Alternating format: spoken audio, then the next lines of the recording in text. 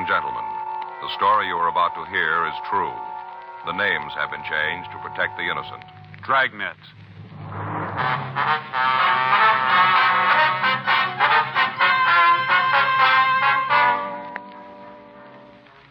You're a detective sergeant. You're assigned to robbery detail. In the past 5 weeks, an unidentified holdup man has robbed 12 drugstores. He's taken money and narcotics. There's no lead to who he is or where he is. Your job, find him.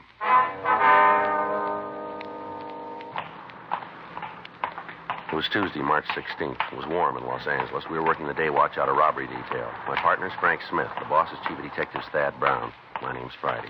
We were on our way out from the office, and it was 9:36 a.m. when we got to the corner of Hobart Boulevard and Westmoreland. Petitioner Drugstore. In the back. Yeah. Something you want? Yes, sir. We'd like to see Harry Tishner. Yeah, I'm him. Police officers. This is Frank Smith. My name's Friday. Hello. How you do, sir? About the robbery, huh? Would you like to tell us what happened? I was robbed. We'd just like you to tell us how. Oh, now I'm with you. Yes, I'm right with you. Let's go back and sit down. Get to telling the story, and time just melts away. Yes, sir. Might as well be comfortable while we all fall out. Yes, sir. This all right here? Yeah. Like a phosphate or something? No, sir. No, thanks, sir. Okay. And let's quit all this fooling around and get down to business. Want me to tell you about the holdup? Yes, sir. We'd like that. Good.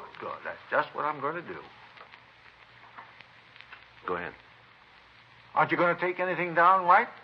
Well, yes, sir, as soon as you tell us the story now, if you'd like to start in. Well, came in about 8. That was this morning? Yes. Just walked right in the door, came back to the prescription counter, and stood there. Mm-hmm. Had this little piece of paper in his hand. I figured it was from a doctor, prescribed medicine. Yes, sir. Wasn't. Well, go ahead. What was it? Note. Written on there like this. This is a stick-up. Don't make any noise. It was a note, huh? Just pushed the note across the counter. I didn't have to have anybody push me off a cliff to know what was going on. No, sir. I was being robbed. Yes, sir. You want to go ahead? Well, after he showed me the note, he kind of pushed me back into the little room at the rear of the store. Kind of store place. Now, did he say anything to you at all? Not a word, just pointed with that gun for me to get into the back room. I went. I see. What happened then? He pushed me down to the floor and then tied my hands and feet. What do you use? You mean to tie me up? Yes, sir. Rope. Oh. Well, did he bring it into the store with him? No, sir. He picked it up in household on his way back to the prescription counter. I see. Go ahead, please. As soon as we got to the storeroom, he took off the label and then undid the rope. He made a loop and put it around my feet. Next thing I knew, I was all trussed up like a rolled roast, ready for the oven. Yes, sir. I'll say one thing for the guy, though. What's that? He's very neat. He tied good knots. Yes, sir. Other officers, the ones in the black and white car, Yes, sir. Them. Yeah, what about him? Oh, yeah. Well, they took the ropes with them. They said something about taking them to a laboratory. Mm-hmm. Well, you can see if you want to. It's very neat. Yes, sir. What happened after the bandit tied you up? Robbed me. You personally? Yes, personally and otherwise. Well, sir, would you please tell us? Well, first off, he went to the safe and took the tin box out. Opened it right up and took the money. Is that all he stole from the cash box? Yeah. I had some government bonds in there, but he didn't take those. Uh-huh. Guess he knew they wouldn't do him any good. All right, sir. He didn't take them. Took the money, but didn't take the government bonds. According to what you told the officers this morning, the thief took a supply of narcotics, too. Is that correct? Yes, he got them from the safe, too. Well, now, after he finished with the safe, what happened? He left. He walked out of the place. He just ambled right out. During the time he was in the store, he didn't say anything at all. Is that right? Did anybody else come in while he was here? You mean like a customer? Yes, sir. No. Oh, excuse me. That might be our office, Mr. Tishner. We left this number. Okay. If it is, I'll tell you. Thank you. Tishner Drugs. Uh-huh. Oh, yeah, Mrs. Kentworthy. Uh-huh. No, shouldn't be. Uh-huh. No, I can't do that. If you'll have your doctor call me, I'll make it up and send it over. Yeah. No, not without a prescription. Uh-huh. Okay. Well, I'll call you when it's ready then, and you can send Lanny over. Right. Bye, Mrs. Kentworthy. Huh? Oh, well, if that's the way you feel, I won't. Oh, sure. Okay. Goodbye. Gee, I can't imagine why she'd say a thing like that. Just no reason at all. Sir? Mrs. Kentworthy told me when her son comes over to get the prescription not to give him any candy. Oh, I see. I usually throw in a licorice whip, you know. Mm-hmm. Don't want me to do it. That's too bad. Yes, sir. Wonder if we could go ahead with the description. Sure, I guess so. Well, now, from what you told the investigating officers, the man's about 35 to 38. Is that right? Mm-hmm. Light in color, 5 feet 10, 175 pounds, no visible marks or scars. Is that right? Well, I guess that's pretty close. Well, if there's anything different, we'd appreciate you telling us now. No, not with you. Because I can't understand why Mrs. Kentworthy would say a thing like that. Just a penny licorice whip. Little bitty thing. Yes, sir, we understand. Like that.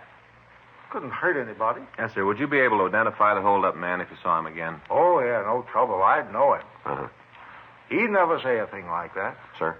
The fellow who robbed me. What do you mean? Oh, on the way out, the way I was laying, I saw him stop. Right up there by the Canyon magazine. Stopped dead in his tracks. He went over and helped himself. Mm-hmm. Took the top off and helped himself to a handful. Sure must like 'em. What was that, sir? Licorice whips. Just reached into the jar and took a handful. After that, he left. Is that right? Yeah. As soon as he put his gloves back on. What was that? Couldn't work the top of the jar with the gloves, so he took them off. No. Used his bare hands.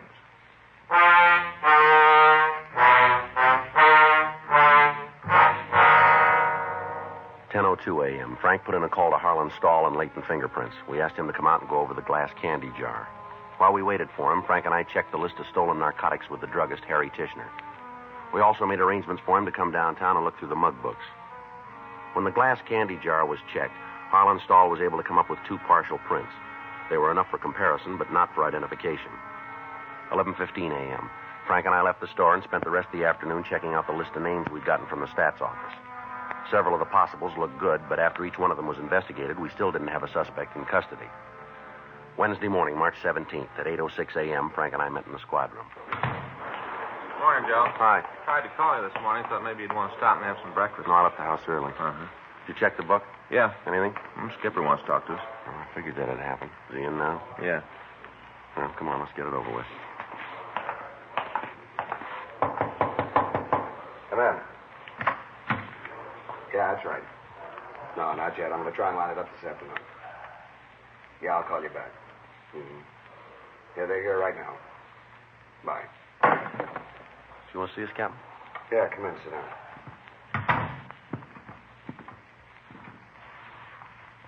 Going in, I won't tell you who's on my back about this thing, and you don't give me any excuses, right? All right. Sure. Where are you? Still in front of the first store. That's how long ago? Yeah, it's been 5 weeks. What do you know about him? WMA, description, close. Match on all the jobs? Close enough so we know it's the same guy. Okay, what else? He uses a stolen car to get to the store. He drives it away. Isn't too careful to hide the license plate. We've been able to come up with 3 out of the 5. Check the cars out? Yeah, clean. Not a print on them. Nothing else. Picked up something yesterday. Should help when we nail him. What's that? Well, Stahl lifted a couple of partials from a candy jar. That'll be enough for comparison. Can't make the suspect on him, huh? No, it's not enough to classify. What about the narcotics he's taking? You show up anyplace? No, not that we can find. We've been down all the alleys. There's nothing there. Talked to Lucarelli. Hop squad's got nothing on it. If none of it's showing up, then it could mean he's using the stuff himself. That's what we got figured. How about the stats office? We spend much more time down there. They're going to put us to work with the machines. Informants? Well, they've given us smiles. That's about all. You think they're holding? No. Come over here. Take a look at the map. The way he's picking the places, he set up a pretty definite operating schedule. Here, Venice Boulevard, Kingsley Drive, Western, Adams, Washington, the rest of them. They're all grouped in this area. Yeah. You got to figure he's going to keep working the vicinity until he hits them all. Then maybe he'll move on to something else. Might help if we could come up with a reason that he's working there. Anything you can come up with has got to help. Yeah, we know. If it's true that he's been using the narcotics himself, it's just a matter of time before we hand this one over to homicide. He's going to walk into a store, somebody's going to give him trouble. If he's on the needle, he isn't going to take it. Yeah. So it adds up to a big stop. The past. Well, if we work the area, it's going to take a lot of men, you know. We'll get him. I've talked to Stoner. He's taking care of all the help you need from here. There'll be 4 teams available. You can call Metro Division for whatever else you need. All right, we'll set it up for tonight then. Check with communications. Make sure you got the 3-ways working. Right. This guy's been pressing his luck for a long time. Yeah. He's bound to run short on it sometime. Robbery, Donahoe. Yeah. When?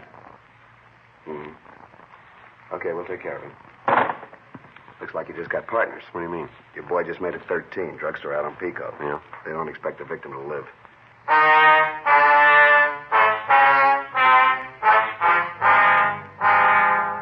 Frank and I left the office and drove over to Georgia Street Receiving Hospital. We talked with the officer on duty.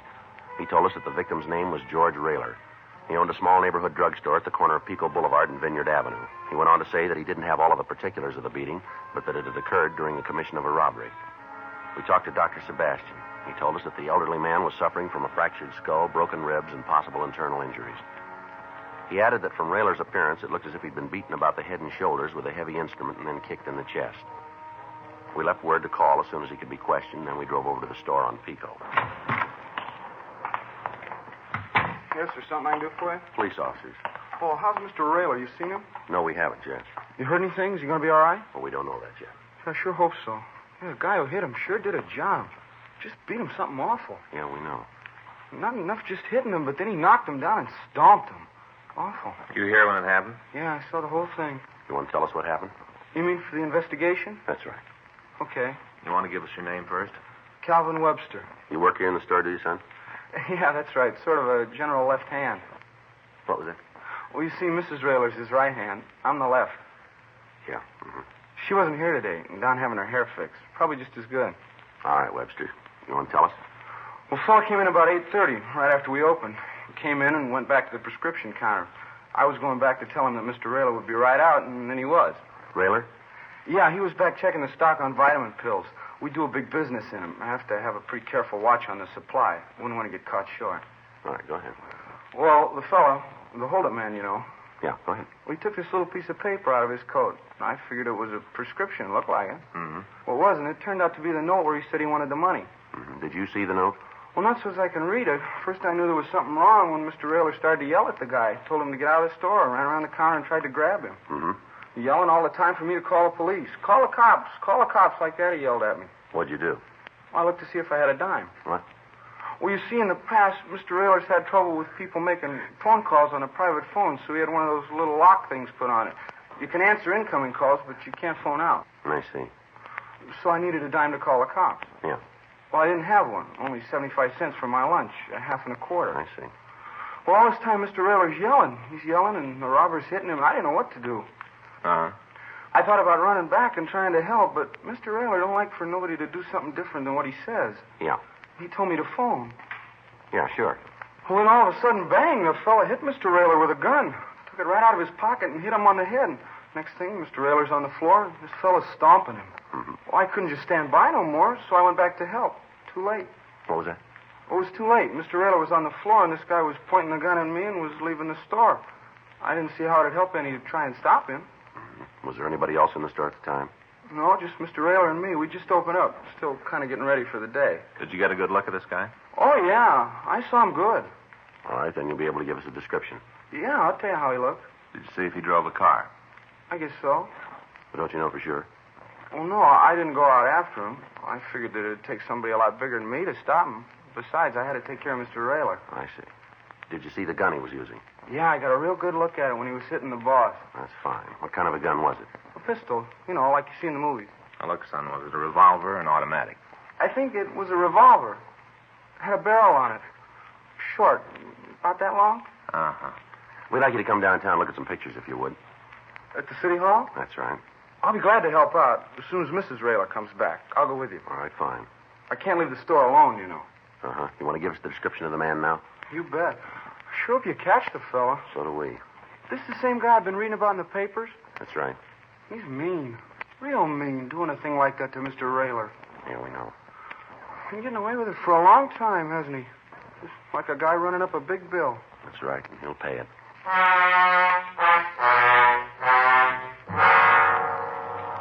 As soon as someone arrived to take care of the drugstore, we took Calvin Webster down to the city hall. He was shown all of the mug books and pictures of recent parolees. He was unable to make an identification. We had him returned to his home, and then Frank and I checked with Dr. Sebastian over at Georgia Street Receiving Hospital. He told us that the latest victim had been transferred to the county hospital and was out of the critical stage. He went on to say, however, that it would be several hours before we'd be able to talk to him. We checked with Captain Donahoe and Lieutenant Stoner. We also contacted officers from Metropolitan Division and made arrangements for the additional cars that we'd need in setting up the rolling stakeout. That night at 7:30 p.m., the plan was put into operation. 10 undercover cars maintained a watch on the drugstores in the area. All suspicious vehicles were checked on. All pedestrians loitering in the vicinity were interrogated. Our suspect remained free. 3 days went by without result. The bandit had stopped his operations. On Sunday, March 21st, Frank and I were driving up Western Avenue just north of Pico. What do you think? I don't know. Maybe after he had that trouble with Rayler, he decided to call it quits. Doesn't figure. Huh? Guy that's had the breaks he has not going to let something like a beating stop him. No. Hope you're right. All units on frequency 1, stand by. All units on frequency 1, stand by. That might be a good one. Yeah.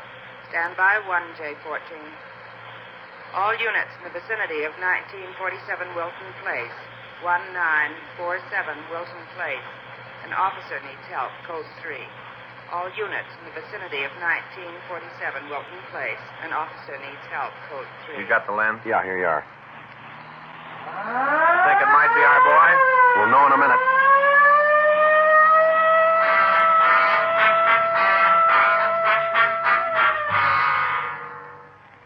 An officer needs help. Of all the calls in the book, this is the one that no officer wants to get. Not because of an outdone sense of loyalty to a fellow police officer, but because it means that somebody has decided that lawful authority has no meaning for them. Such a person is an extreme menace to every citizen in the city.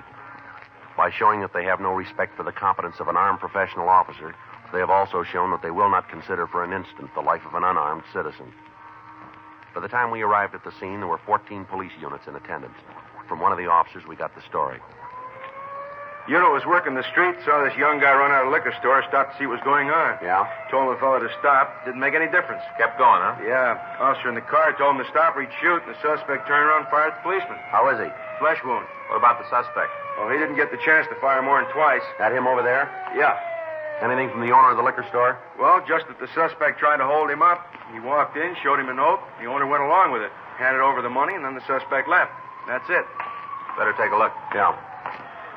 Well, it might be a break. It's a hard way to get it, isn't Yeah. it? I'll take a look. How about it? I can't tell for sure. Huh?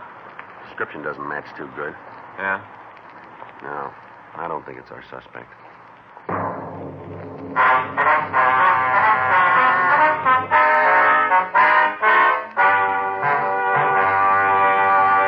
You are listening to Dragnet, the authentic story of your police force in action.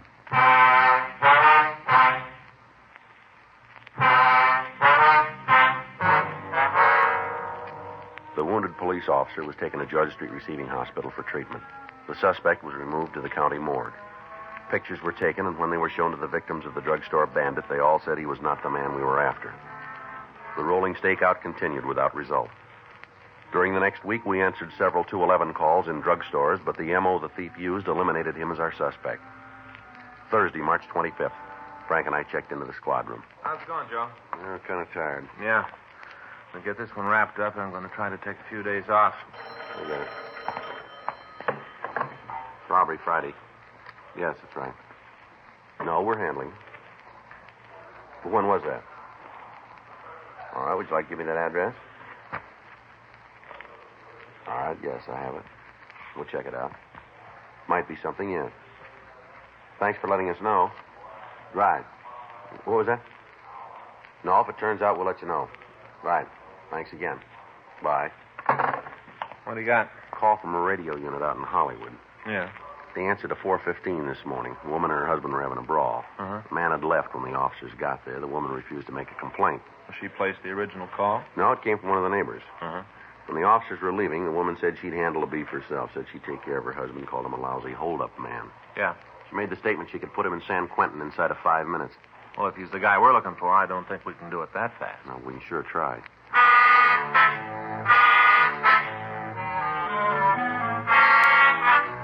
We left the office and drove out to the address I'd gotten on the phone. It was a small one-story house set well back on the lot. When we got there, the lights were on. Frank and I went up to the front door and rang the bell. Yeah, Miss Kearney, that's right. police officers like to talk to you. What about? Might be better if we talked inside. All right. my partner, Frank Smith. My name's Friday. How you do? Hi. You alone here in the house? Just the baby and me. I see. Where's your husband? Look, before I start telling you a lot, why don't you let me know what this is all about? We got a report from a radio car that there was a disturbance here this morning. Is that right? Wasn't anything. Me and Keith had a beef. Not even worth calling the cops about. The officer said you made the remark that your husband was a hold-up man, that you could send him to prison. Is that right? They talk a lot, don't they? They listen more, lady. You want to tell us what you meant? Yeah? Well, go ahead. You go back and tell the little boys in the play suits they're wrong on this Is one. that so? Yeah, because I meant nothing. Nothing at all. Pretty serious thing to say without a reason, though, isn't This it? morning I had a reason. Might you want to tell us what it was? I don't see why not. You cops start nosing around, you'll find out anyway. I got trouble with my old man. What kind of trouble? He's out with other women. Didn't come home last night. We had a beef about it. The cops were called and they used their big ears. You guys made the trip out here for nothing. Now beat it. Now look what you've done. He's playing fine, and you come in here and raise a big stink. You got him all upset. I'll get it. Hey, here you are, fella. Hey, no reason to cry. What's your husband's full name? Keith J. Kearney. How long you lived in Los Angeles? A little over 6 weeks. Where you from? Idaho. Your husband ever been in trouble with the police before?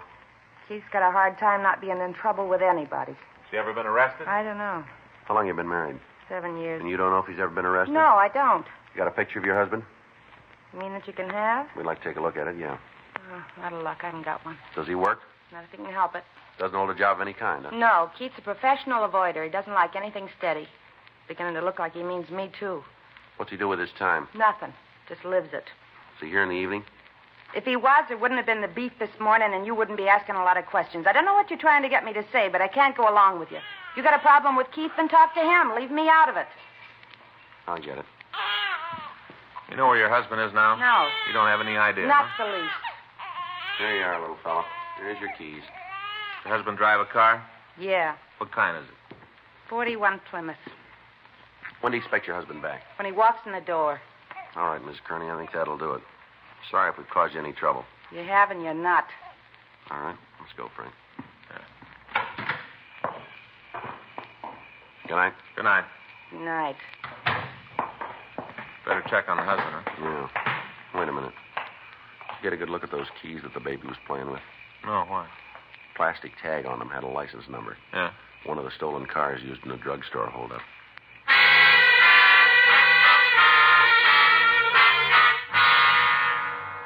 Frank and I went back to the car and drove around the block, parking up the street from the Kearney residence. We called the name of the man and his wife into R&I, but there was no record on either one of them. Because of the remark made by his wife and the finding of the car keys, it was decided to stake out on the house and wait for the husband to return. 7:30 p.m., 8:30, 9 p.m. The lights in the house went out, but there was still no sign of Keith Kearney. 10:30. We called the office and told them we'd wait it out. 10:45 p.m.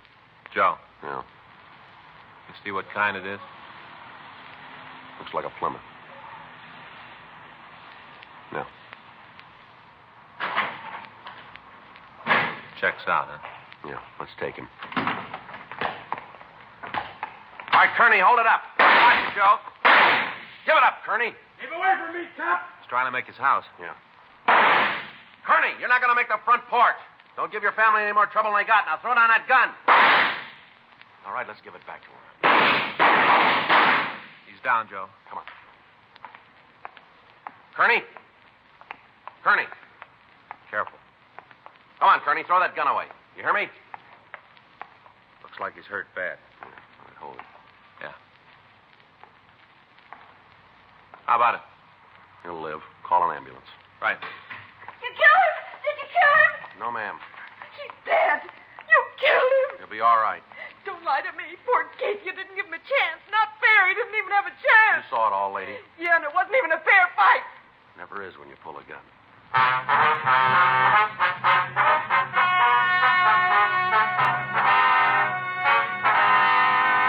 Keith Jarris Kearney was tried and convicted on 9 counts of robbery in the first degree and received sentence as prescribed by law. Robbery in the first degree is punishable by imprisonment for a period of not less than 5 years. Dragnet is a presentation of the United States Armed Forces Radio Service.